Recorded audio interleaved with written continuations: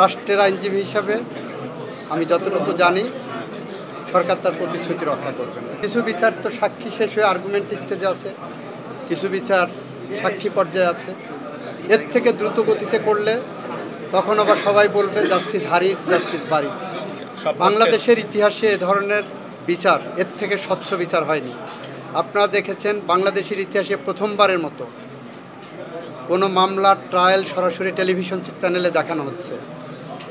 এর থেকে স্বচ্ছ বিচার আর কি দেখতে চান আপনারা? এটা নিরসনে ইতিমধ্যে আমার জানার মতে বাংলাদেশ সুপ্রিম কোর্ট, মাননীয় প্রধান বিচারপতি, আইন উপদেষ্টা যৌথভাবে অনেকগুলো পদক্ষেপ গ্রহণ করেছেন এবং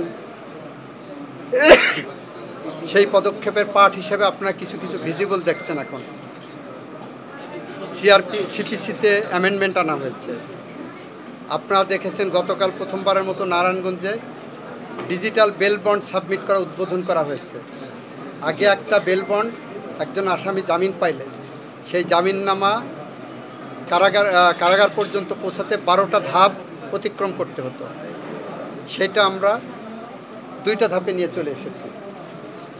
বেল বন্ড সাবমিট করবেন অনলাইনে, এরপরে কারাগার থেকে ওইটা দেখবে যে বেল বন্ড সাবমিট করা আছে কিনা, আসামি মুক্তি পাবে। আবরার ফাহাদের বিচার কাজ হাইকোর্টে শেষ করা হয়েছে। এটা আরও দেরি হতো অর্ডিনারি কোর্সে গেলে, এটা ফাস্ট ট্র্যাকে নেওয়া হয়েছে। হাইকোর্ট কী রায় দিয়েছে আপনারা জানেন।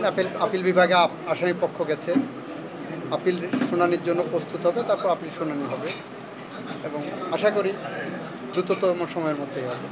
আবরার ফাহাদের ভূমিকা হলো জুলাই বিপ্লব আসছে বৈষম্য বিরোধী আন্দোলন দিয়ে, কিন্তু মানুষের যে ক্ষোভ গণতন্ত্রের জন্য, নির্যাতনের বিরুদ্ধে, হত্যাকাণ্ডের বিরুদ্ধে মানুষের ক্ষোভ দীর্ঘদিনে ছিল ফ্যাসিস্টের বিরুদ্ধে।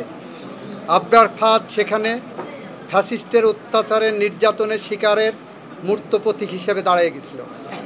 আবরার ফাহাদ যারা জুলাই বিপ্লব করছে তাদের সামনে একটা জ্বলজ্বন্ত উদাহরণ ছিল যে আবরার ফাহাদের হত্যা যেভাবে হয়েছে, বাংলাদেশের প্রতিকার চাই, বাংলাদেশ গণতন্ত্র চাই, ন্যায় বিচার চাই, ফ্যাসিস্টদের বিচার চাই।